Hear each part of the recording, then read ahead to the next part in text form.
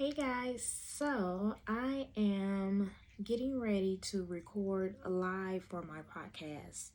Um, I'm trying to make sure that I do at least a few videos to add to my YouTube just to show people that you got to put in the work. And to get familiar with doing the podcast recording because I would love to have a live podcast where I do, live interviews and people are able to call in and ask questions. So I'm trying to get myself used to recording and doing videos all at the same time. I'm putting myself out there. So we are getting ready to record live for the podcast. So you guys are ready? All right, let's go. Hey guys, welcome back to On the Couch with Nannyq. Today I am reading an email that I received. Now normally these emails I answer on my social media. However, I really want to do a full video because I get this question a lot. And the question is, should I force the child to talk to or see the other parent? I get that question a lot. I get emails with that. I get comments all the time about this. So I wanted to do a video and make sure that I record it for my podcast so parents can understand you are not going through this alone. You're not alone in this. Okay. Hey, I wanted to know if having my kids call their father is sending the wrong message. He texts and calls my phone asking for them, but has our daughter's number. So he could call them anytime. He instead will call me and text me and say, I'm calling for my kids. He doesn't get them regularly. We live in different cities, 30 minutes away, and he's not active unless I ask him. I ask him to be. And he wants something from me. I'm currently in a committed relationship with a man who's a great stepfather. I don't know if I should even waste my time telling them to call their father when this man calls his kids every day, multiple times a day. I feel like that's how their dad should be, and it's healthier. I don't want to talk my kids. I do not want to talk my kids out of this. Is it okay? What I see for this man shows me a healthy standard of our future. How should I go by this? Should I allow him to steady call my phone to talk to the kids? Or should I make sure that he uses their phone number? I'm so hurt right now just for the fact that the man that I'm with is showing me exactly what a father should be to their kids, and my kid's father is showing me why I left him. Please help.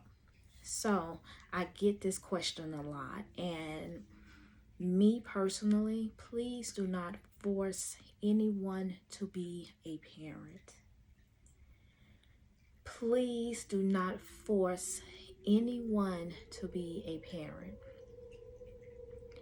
It is always stepfather, stepmama season. And especially when you have people around you who are showing you that they really want to be in this child's life. They're showing you that they really want to be in your life and they understand that you are a package deal with your child. Move forward. When me and my husband first started dating, it was always so crazy to me that, for one, I was actually with a man who not only loved me, but loved my kids. And I couldn't get in my head how a person on the outside can love my kids as if they're his own. However, the person who signed their birth certificate couldn't give them anything, not even 2 minutes, and they have blood together. And it took me so long to stop trying to figure it out. Stop putting so much emotion. Stop putting so much of my time and effort into it. I stopped. When the kids were old enough to have their own cell phones, there's no reason to call me for nothing. Whatever they want, you can call them on their phone. And I got to the point that if he did call, hey, I was called them, click. And it got to the point that I had to block him from my phone. So the only way he could talk to them was to call their phone. And then I had to make sure to tell the kids, if he asks you how your mama, you can just say, okay, baby. You don't have to give him a full detailed description of the activities that I'm doing. It's okay. Because I know they'll be like, he asking how you doing, what I say, or will I get in trouble if I tell him this, or if I say this, he get mad. So I told them it's okay just to give short answers. You do not have to be pressured into saying something you don't want to. And voice your opinion. I don't feel like I should discuss that with you. And they start saying that. What my mama does, I don't have to discuss that with you. It took a lot, but he finally got it. You have to set boundaries. Anytime you're doing co-parenting, you have to set boundaries. You want to make sure that you are calling at a decent hour. You guys are always in business tone when you're talking. And when I say business tone, I mean, you can say, I hate you. I wish you weren't shit. But you can have a smile on your face as you say it. You know what? You ain't shit. But you're still smiling because you don't want those kids to pick up on the negative energy because y'all into it. And a lot of times, the main reason a lot of parents argue and can't co-parent healthy is because one parent doesn't know how to verbally communicate how they feel. And because they don't know how to verbally communicate how they feel, they just feel like, oh, whatever. If I show you too much emotion and I show you that I love you, you're going to break my heart like everybody else did. And it's a ripple effect. I don't want to be around. I don't want to show no emotion because that means that, I'm weak. Or he going to hurt me again like so-and-so hurt me. So it ain't no reason for me to try to make this work. Parents, you have to communicate. You have to be adults. You have to be able to have conversations and allow each other to talk without going back and forth, raising your voice. Get a mediator, but get it out. Write it down. Go old school. Write a letter. No texting. Write a letter. And the reason why I say don't text is because when you text, y'all start using caps and emojis. No. Send a voice note. If you guys cannot communicate over the phone without hanging up, cussing each other out, send voice notes. One of the things that I do when I'm doing coaching for any parent, especially when we're doing co-parenting stuff, as soon as one of those parents start cussing, I hang up. The whole call is ended. So as long as you want to waste your money for this call, we're going to keep taking them. But you're going to learn to express yourself without calling somebody a bitch or hoe or going off or being very extra. You can communicate yourself without calling people out of their names. I don't care about the main fucking, the damn, and the I don't care about all that. But when it's that bitch ass nigga, no. Love. Hang up. He'll fuck, but no. Let's hang up. Because we should be able to communicate how we feel without calling each other out our names. And I just be like, Lord have mercy. Sometimes I can get it good. Sometimes I can have a great session and we can get everything out on the table. And sometimes I always got that one parent who's just like, I don't feel like I got to explain myself. What we doing about the child? Okay, then if it's that easy, here's the schedule.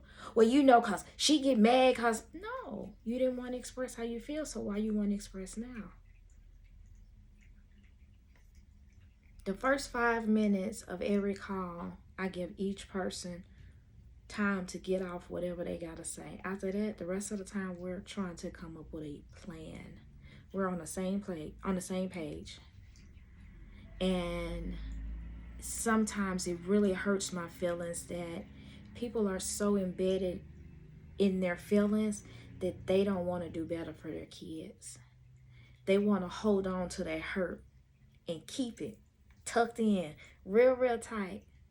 so they can be able to say, because he hurt me, she hurt me, that's why I act like that. Instead of saying I'm healing from this, it doesn't hurt as much, but it still kind of hurt. But we do good with co-parenting. Co-parenting is about being on that same page. But if you have one parent who is not on a page at all, ain't open the book, ain't returning calls or text messages, leave it alone. Move on. And when the kids ask, hey, you know what? I ain't talking to my daddy. Oh, text him or call him. But if they don't ask, don't remind them. Don't keep, did you call your dad today? Did you call your mama today? No. That phone works both ways. Because if that person ain't calling their child, especially if their child is young, and when I say young, under 21, you should be trying to fix their relationship. Call, hey, just checking on you. What's going on? What you doing? You don't have to talk to mom. You don't have to talk to dad. If the kids got their own cell phone, allow them to have that communication. You don't have to always be in the middle. What did he say? What are you doing? No, leave it alone. Be easy. We have to get to the point where we allow the parent to have their own relationship with the kids and not interfere or micromanage what's going on. If that person don't want to be a part of that child's life, just leave it alone. Move on. Heal, journal, get over it. Because as long as you try to force something, the more it's going to blow up in your face. Please think about these kids when you're trying to force relationships. Because a lot of times, the only reason y'all really force these relationships is because y'all worried about what the people on the outside might say. Oh, she ain't with him no more. And then she got that other baby by so-and-so. And you're so worried about what the people on the outside say that you suffer in relationships longer. And the only reason I know about it is because I did it. I suffered in a relationship longer because I was so worried that people were going to be like, well, she already got 2 kids. Don't nobody want her, because that's people were saying. So I figured it must be true. So I guess I got to stay. My gut kept telling me, no, it ain't true. It's something bigger and better out there for you. You do not have to stay in this. But because the people that were around me were telling me on a regular basis, this was all that I had, that's what I was believing. And it wasn't true. I went from a very bad domestic situation to being in a very healthy, happy relationship. Not only with just myself, but with my spouse. Me and my husband just said the other day, we've been married for 7 years. And year 7 has been amazing. Like, we just sit around and laugh and talk all day about everything. We're learning each other again. And it's amazing. So stop settling and staying in bad situations thinking you're doing your child justice. You're not. You're not doing yourself justice, and you're definitely not doing your child justice just to stay somewhere to save face. Make sure every step that you're making is a healthy step. We're not trying to just fix stuff. We're actually trying to get to the root of it, to remove it, build it up, and move forward. So if this person is showing you, I really don't feel like I want to be a full-time parent, believe it. Move on. And I'm not saying that it's hard. It's not hard, because it is. But it is someone out there that's going to be the piece to the puzzle that you're looking for. And you're going to be like, whoa, this was worth it. I'm living proof of it. I moved on. If you call the kid's phone, not mine. I removed all connection for me. They have cell phones. y'all main communication is between them, unless it's picking somebody up and I scheduled for a month. Pickups were scheduled for the month. If you miss three pickups in that month, we don't schedule anymore. You make sure everything is written down. Not a, oh, I forgot. Let's do a calendar. And let's make sure that we share the calendar with each other, so you will get alerts on the days and the times that you're picking this child up, so nobody can forget and you don't overschedule. Oh, we got plans here, so we can't do this. Do that. That's one of the tips that I give my parents. Share a schedule. And with sharing that schedule, you guys have a time and a date of when the child is getting picked up. If you miss 3 back-to-back pickups, we won't go until the next month. And until you are on a good schedule, that is when we'll go back to it. But I will not constantly keep changing my plans or missing out on things because you are being childish. You have to move on with your life. It didn't work out. It's okay. We're moving on. We're doing what's best for us. We're making sure that we're healthy. We're not holding it in. We're not, I always gotta, no. We are getting this out and moving on. You can't go back and change nothing in the past. Let it go. Anyway, you said they got a good stepdad. Everybody keeps saying that. My kids got a good stepmama. My kids got a good stepdad. I'm just trying to, lead communication. If that other parent doesn't want to do anything, move on with your life. Don't stop in time because you're trying to save a relationship that doesn't want to be saved. That's something they got to deal with. Don't block it. But don't be the only person doing the communication. Make sure they're doing it too. This is 100-100.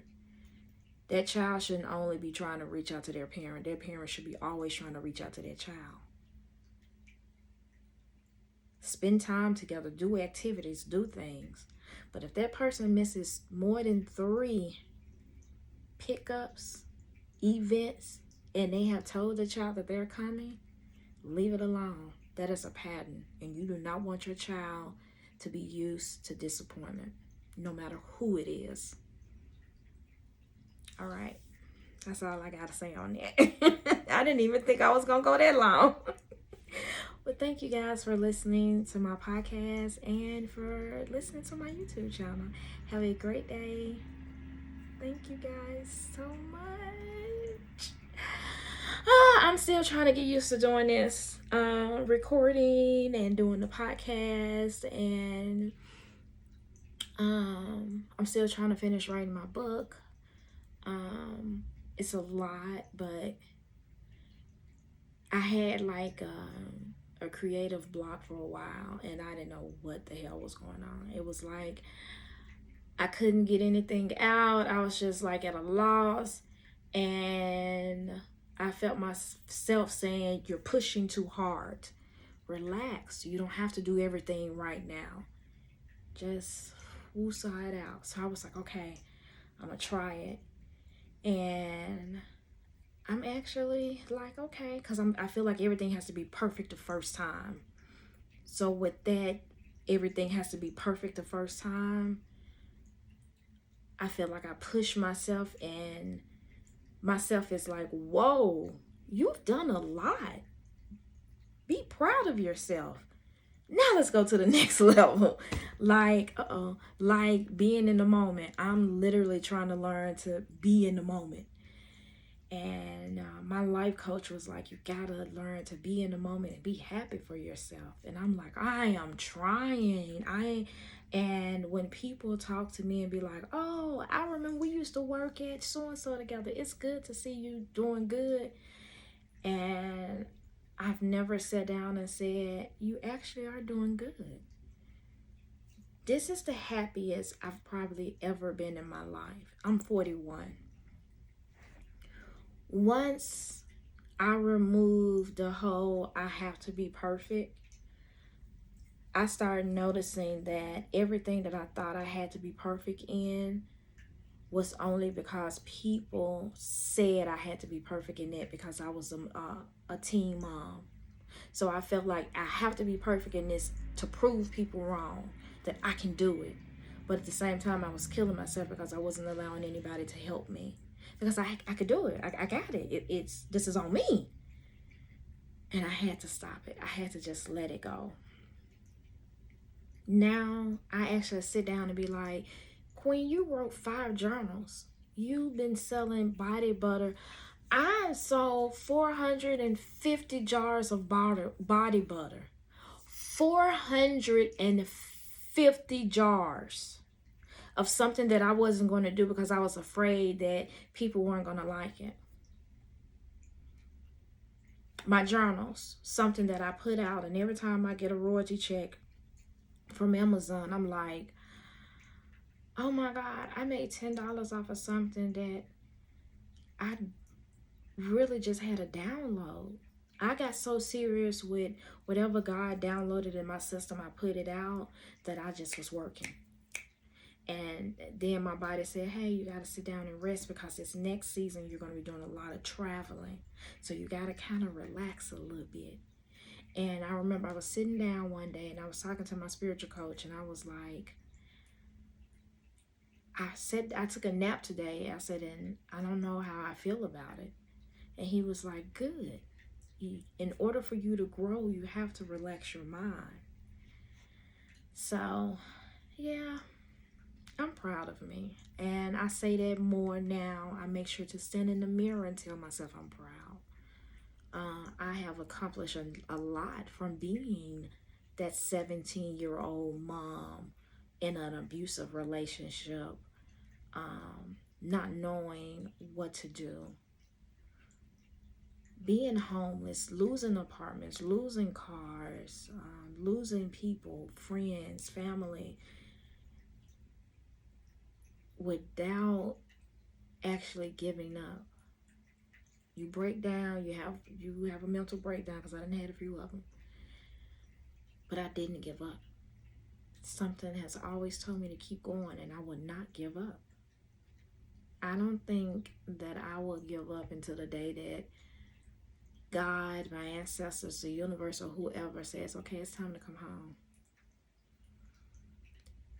I was looking at something the other day and it said, what is your mission in life? Or what is your goal in life? And what would you like your obituary to say? And one of the things I said I would love for my obituary to say is that she actually helped a lot of people, and not just like in a general way. Like, she dedicated herself to make sure that parents understood that it's okay to ask questions. She made a safe haven for kids. That is my mission, to make sure that my babies grow up to become nothing but great. To make sure that parents understand that, yeah, our childhood was different, but we can't go back. We can only go forward. And because of that, we want to make sure our babies are better than us. And I love that I have created, with the help of God, a safe haven for parents to be able to ask these questions and not feel judged. And I want to make it big. I want a real platform. I want TV shows. I want live podcast interviews. I want a full studio talk show of parents being able to ask questions, come to seminars, come to events and conventions, and actually get real parenting classes. Like, how are you feeling as a parent? Like, when was the last time you asked yourself that? How do you feel as a parent? Because I know a lot of times we don't want to be parents full time, but it happens.